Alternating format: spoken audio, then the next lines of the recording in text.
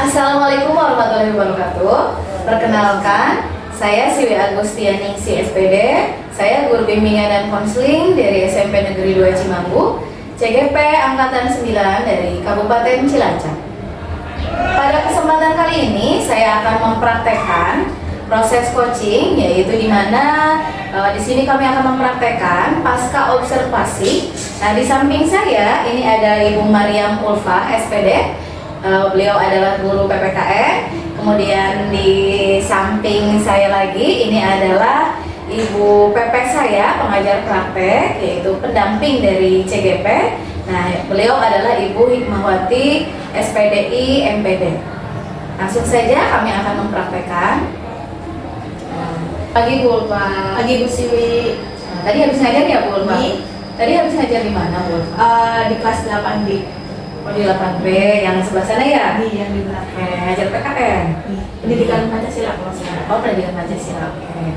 Nah, Bu Ulfa, Ya. saya mohon maaf mengganggu waktunya sebentar. Nah, kali ini kita kan didampingi oleh Ibu Hikmahwati ya, sebagai pengajar praktek saya, pendamping saya. Nah, kali ini kita akan mempraktekkan yang namanya pasca observasi. Nah, itu kan sebagian dari proses coaching. Kemarin juga kita sudah melaksanakan, dulu kan pra-observasi, kemudian Ibu sudah melaksanakan observasi di kelas nih Bu. Nah, sekarang kita berada pada tahap yang terakhir, yaitu pasca observasi. Nah, nanti kita ngobrol-ngobrol saja, santai gitu Bu Ulfa ya. Jadi kita melakukan proses coaching dan kita akan membahas terkait pembelajaran yang kemarin sudah dilakukan. Jadi kita evaluasi seperti itu dari pembelajaran kemarin, bersama-sama kita belajar ya Bu Ulfa. Nah, kemudian saya ingin menanyakan Bu Ulfa terkait kemarin pembelajaran yang sudah dilaksanakan. Kira-kira dari sekarang kita akan bercakap-cakap ini seperti ini, kita melakukan percakapan. Kira-kira harapan Ibu dalam percakapan ini apa Bu yang diharapkan? Ya, harapan saya sendiri terkait dengan kita sharing-sharing ini terkait dengan proses pembelajaran yang sudah dilaksanakan. Jadi saya lebih tahu kekurangan-kekurangan apa saja yang saya laksanakan dalam pembelajaran, dan mudah-mudahan dalam sharing ini bisa memberikan masukan terkait dengan pembelajaran saya seperti itu.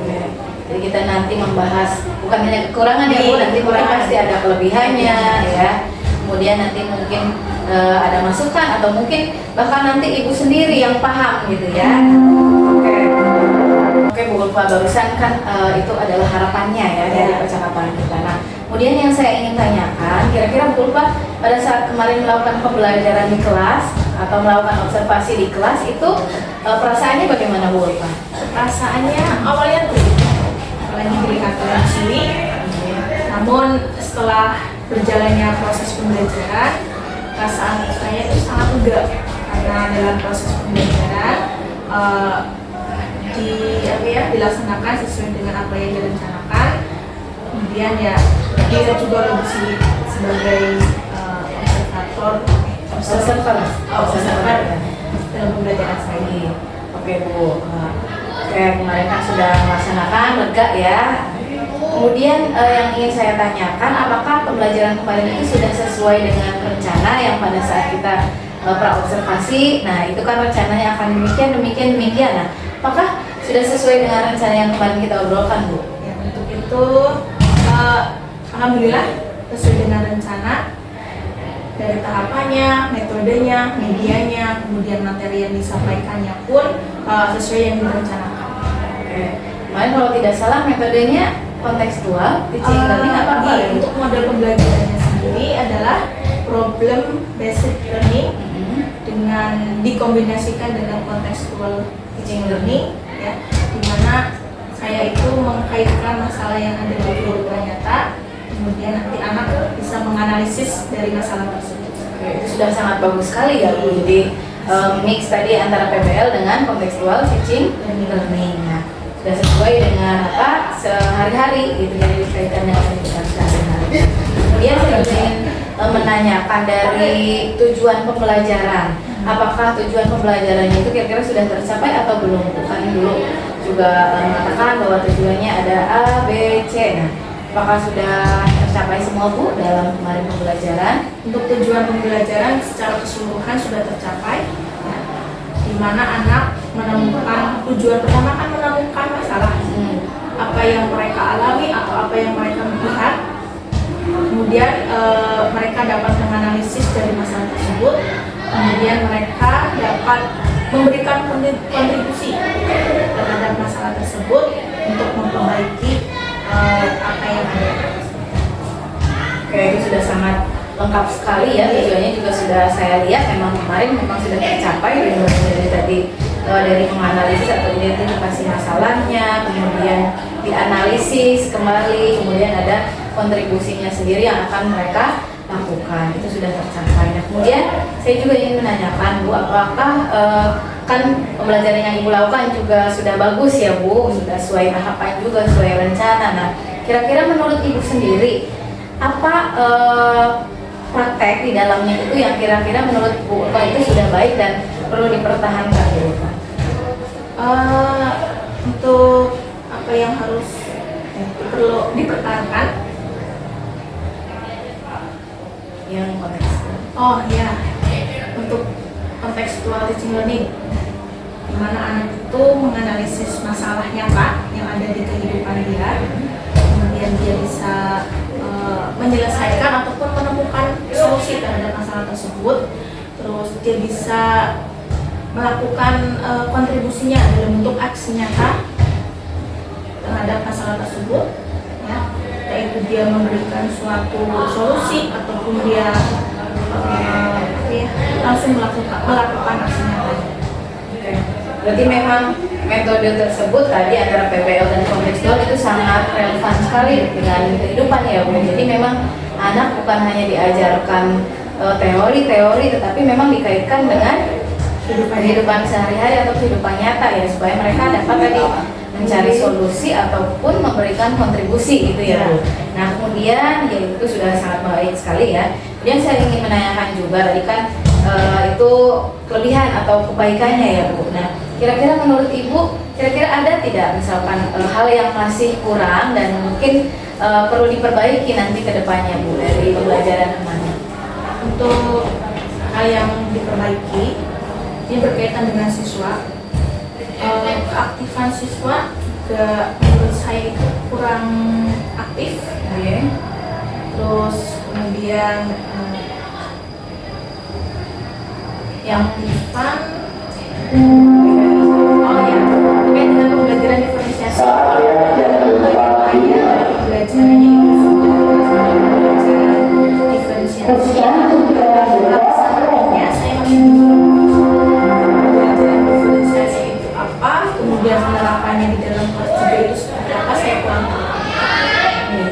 Oke, berarti sudah sebenarnya kemarin juga saya lihat itu sudah menerapkan ya di akhir juga pada saat produk gitu kan, sudah membuat kontribusi apa yang akan dilakukan itu sudah ada, tetapi memang belum mantap gitu ya pada saat melakukannya. Oke, mungkin nanti ada hal yang Bu Ulfa lakukan ke depannya. Nah dari kekurangan tersebut saya ingin menanyakan juga kira-kira untuk memperbaiki hal tersebut strategi apa Bu Ulfa yang akan dilakukan oleh Bu Ulfa? Strateginya lebih memperbanyak membaca ataupun membuka kembali PNM modul-modulnya, saya pelajari kembali. Selain itu saya mengikuti kegiatan-kegiatan seperti workshop, diklat yang berkaitan dengan pembelajaran dan melakukan diskusi koordinasi dengan rekan sejawat ya, yang berkaitan dengan pembelajaran. Oke Bu Ulfa, itu strateginya yang akan dilakukan gitu ya. Nah kira-kira Bu Ulfa akan melakukan hal tersebut kapan Bu Ulfa? Secepatnya setelah kita ini sharing, saya mendapatkan masukan dan bisa menerapkannya di dalam kelas. Oke, berarti supaya nanti bisa diterapkan dalam kelas ya Bu, jadi ada perubahan gitu ya. Jadi ada hal yang tadi yang masih kurang baik bisa membuat kita memperbaiki diri gitu ya, supaya lebih mantap lagi gitu ya. Nah, saya juga ingin menanyakan kira-kira Bu Ulfa siapa tadi kan ada hal yang akan dilakukan atau strategi. Nah, siapa kira-kira yang akan menjadi sumber inspirasi atau motivasi untuk pelaksanaan strategi tadi yang akan dijalankan? Untuk sumber inspirasi saya sendiri yang pertama adalah kepala sekolah. Jadi kita tahu kepala sekolah kita kan orang yang setia, terus setia juga, terus semangat juga dalam hal kondisi apapun dia sangat semangat. Terus yang kedua adalah rekan sendiri, rekan sejawat. Iya. Ya, termasuk Musiwi, di mana dalam pembelajaran Musiwi itu sangat semangat apapun kondisinya. Terus dan Musiwi pun menerapkan pembelajaran yang sekarang, contohnya adalah pembelajaran diferensiasi.